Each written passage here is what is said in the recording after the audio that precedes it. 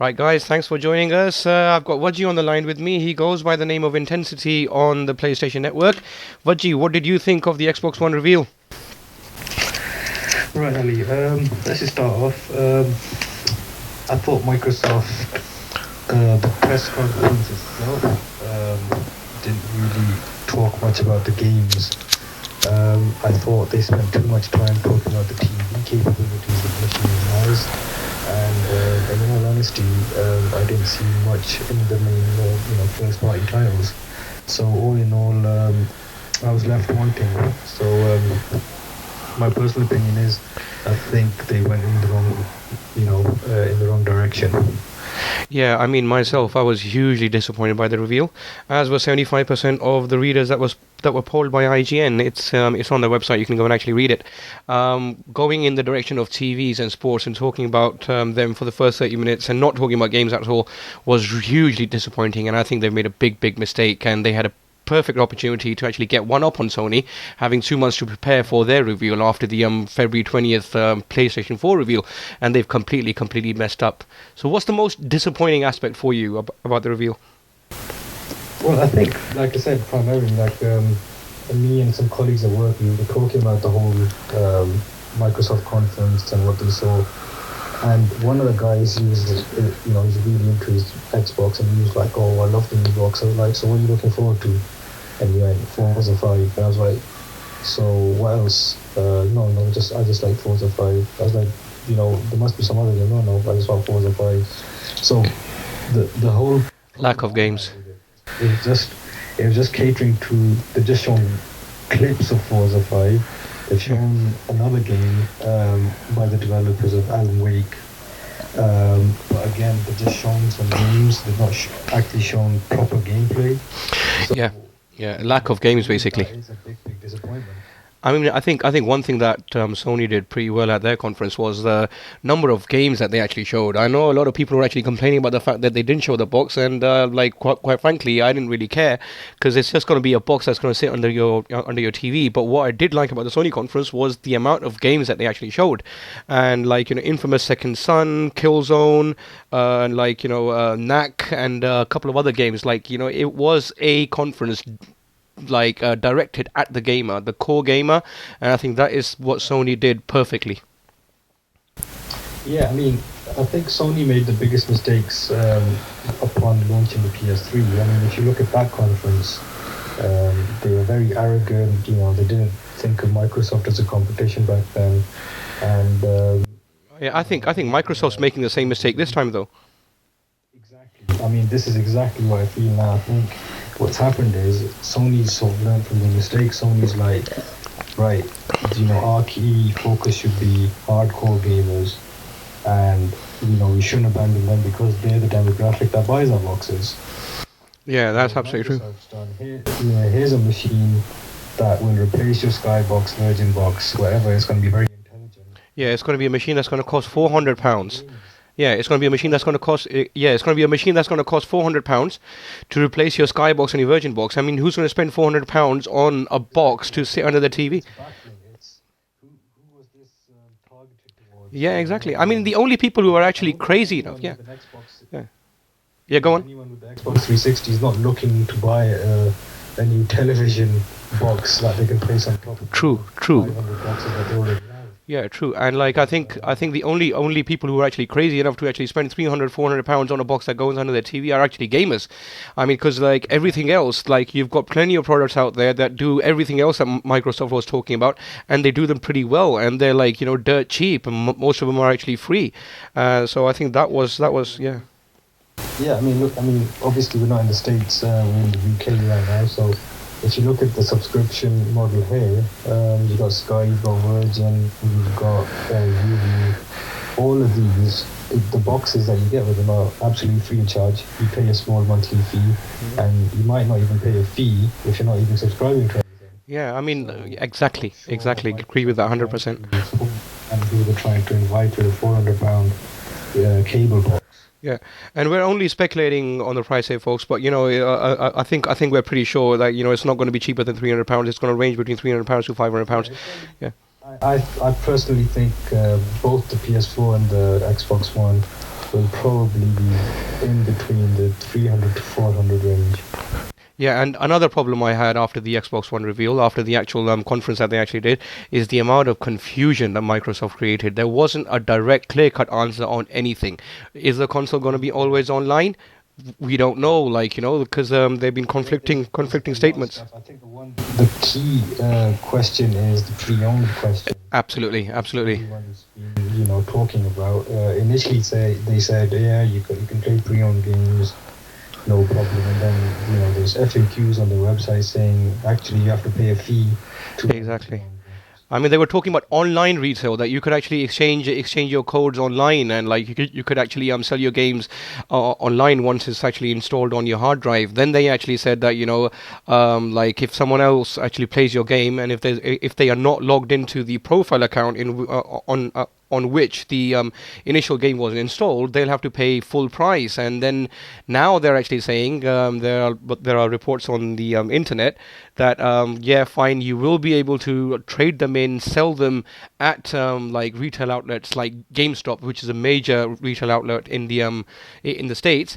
But Microsoft will take a cut, and how is any of that going to work? And it's just been confusion all around. There have been conflicting statements coming from everywhere, and then Major Nelson, Larry Herb, who's a top Microsoft executive, who goes by the name of Major Nelson on Xbox Live, released a statement, I think it was yesterday, saying that the reports about the pre-owned policy of Microsoft, all the reports are highly inappropriate and inaccurate. Now, which reports are inappropriate and which reports are inaccurate? You didn't mention that. Yeah, exactly. Yeah. Which reports are inaccurate, they're not even made back to you. Exactly. So it's, again, I think the pre-owned issue is going to be obviously a sensitive issue for everyone, because I think the economic times right now that we're living in, Yeah, exactly. can afford for the £50. Exactly. Yeah. I mean, I'm going to be completely honest with you. If they actually lock out the pre-owned market, or if they actually try and control that in a certain way, I'm not going to buy the Xbox, because, like, I don't think if I'm spending, let's say, 40 to 50 quid on a game, I don't think anyone has the right to say to me that, okay, you're not allowed to trade it in, or if you are going to trade it in, these are the circumstances that you will trade it in, or you are not allowed to resell it. I mean, like, like if you buy a Blu-ray, no one puts that restriction on you. If you buy a DVD, no one puts that restriction on you. So I don't know if I'm spending £400 on a box and then being confined by Microsoft as to how I'm going to like use the games that I've actually bought and played. That's absolutely ridiculous. Yeah, no, I completely agree with you, because I think a core integral experience for the gamer is, for example, I've got a game and I come round to your place and go, hey, well, you try this game out, it's a fantastic game. Yeah, your friends can borrow it. Yeah, exactly. You show your friends your games. You go, look, here's a game. Try it out. It's a fantastic game. You've got to play it.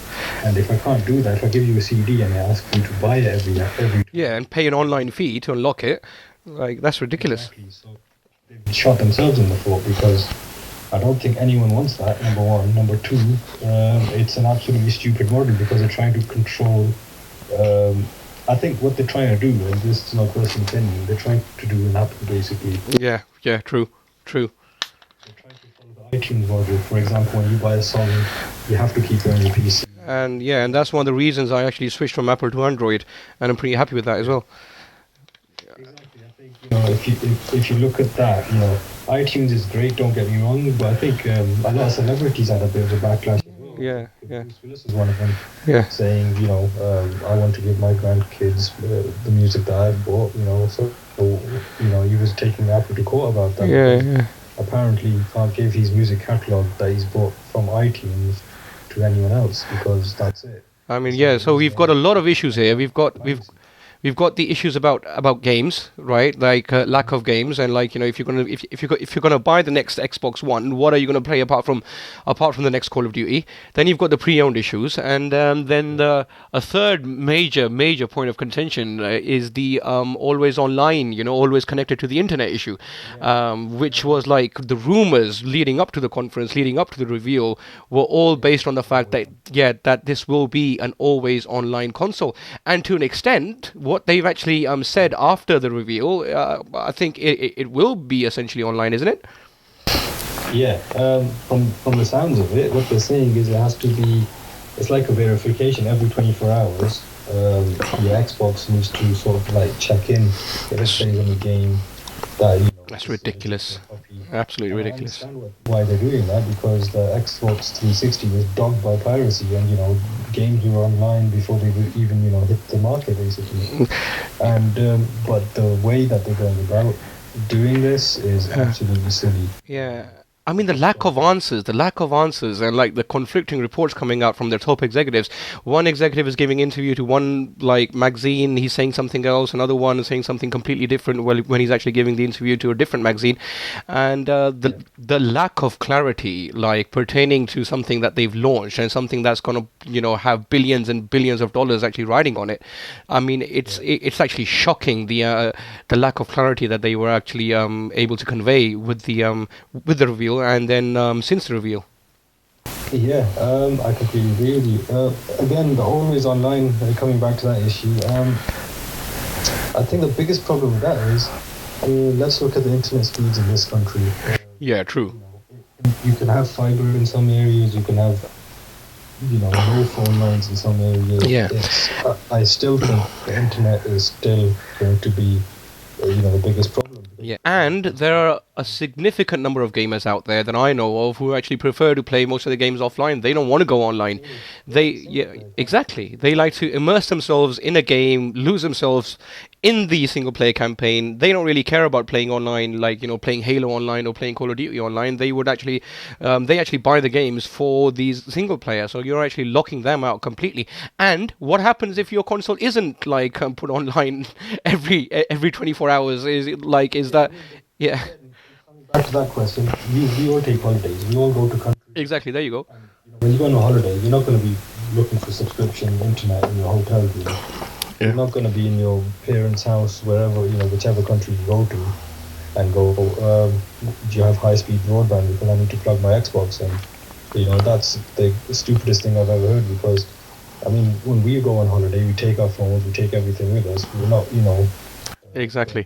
just, sit there and not have a machine working because it doesn't connect to the internet. Do you think Sony are going to go down similar routes as far as like pre-owned games are concerned? Because their answer hasn't been all that clear so far. I think Sony will probably charge. I'm not sure if you've seen their strategy in the last couple of years. What they've done is, like, for example, you buy a copy of Uncharted, you buy a copy of, any of the first-party games that have some sort of multiplayer on it. You just have this online pass.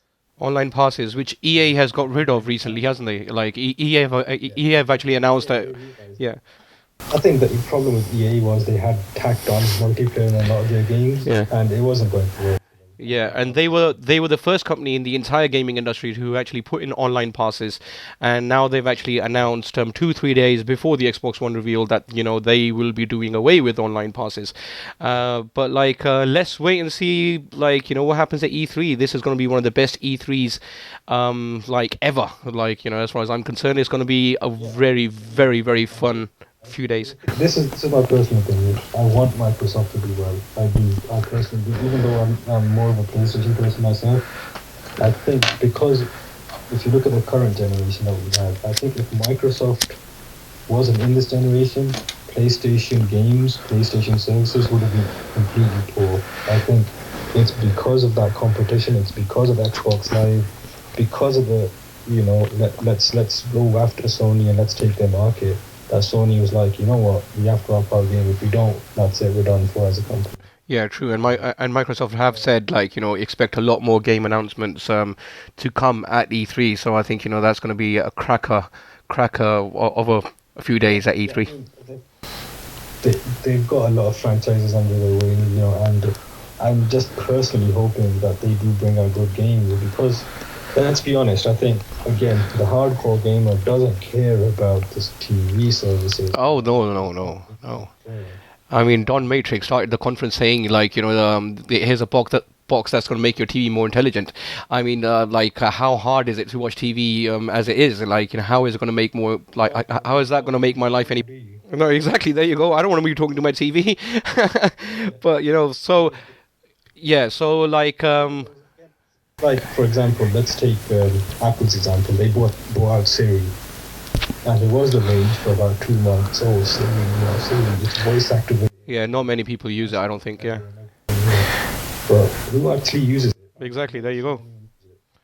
There you go. And like it's always online. Then it's gonna be like always Kinect is gonna be always like connected. Like I don't want to be like waving my arms at my TV. If I want to be like waving my arms at my TV, I'd rather go to the park and play some football or basketball. The biggest problem I've had. I think what's happened is in the last couple of years, what's happened is when they bought the first Connect out, there's a lot of buzz around it. Lots of people went out and bought the Connect. And I think the reality hit those people. You can't really play hardcore games on it. Oh yeah, no way, no way, no way. And I think what, yeah, exactly. And I think what Sony has done well is that they've actually aimed aimed everything at the hardcore gamer. Like they've actually conveyed pretty well that yeah, we've got the casual base covered as well, but like we are aiming our machine, we are aiming all our marketing efforts, we are aiming all our software lineup at the hardcore gamer. So I think that is something that Microsoft has completely messed up. I think here's the problem. I think Microsoft, what they did is they're trying too hard to be different, to try something different, and I think they don't need to. I think once the gamer comes on, then they can have apps and have stuff that is TV related. They don't have to lock the system down just for games, but leave it as an option instead of. Yeah, exactly. Like the Xbox 360, pretty much like does everything. You've got Netflix on there, but then again, you've got Netflix on pretty much on everything now, haven't you? So yeah. So, I mean, exactly. The other thing is they concentrated so much on like video conferencing, Skype, Let's be honest. We've got Skype on TV, we've got Skype on phones, we've got Skype on tablets. I mean, yeah, a lot of the things that they actually focused on, a lot of devices that are already out there, a lot of devices that people already have, they do them anyway. And if someone's actually going to buy that box, it's going to be for, like, in order to play games. And all the other things that the box will do will be secondary to that. And just a final word, Wajid, what do you think about the hardware itself? What do you think about the box? I think it looks absolutely ugly. It looks like an old 80s VCR type thing. And I'm really. Yeah, it does, doesn't it? It's not the best shape in the world. It's ugly, as far as I'm concerned. It's not really about the way it looks. It has to be what it does. It's huge, though. It's absolutely huge. Like, if you put it under your TV, that's pretty much everything that's going to take all the space. That's the only thing that's actually going to go under your TV. It's absolutely it's hideous. And like considering what they did with the Xbox 360 Slim, that looked really nice, sleek, and like it looked like a really good device. And whereas this looks like a big ugly black box, and like I think they messed up there as well. Yeah, it's not the best looking device. I have to agree. It's pretty humongous. You can't put it vertically. They've said it has to be. Yeah, it has to be horizontal all the time. Yeah, it's not the best looking piece. And I think, hey, coming back to the Sony conference with the PS4, I think it was an incredibly smart move to not to show the box. Yeah, they only showed the controller and the games, which I think was really smart. Yeah. And I think that was it. They just took all the way, all the direction towards the things that matter. However, there is a 30-second video out on the internet, guys, which actually gives you a sneak peek at what the PlayStation 4 might look like. And they said that they will reveal it on the 10th of June as part of their E3 press conference.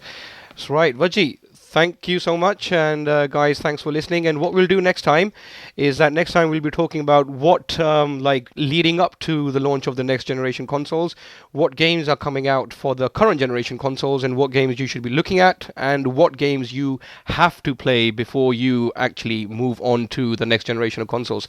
Thanks a lot, Waji. Thanks a lot, guys.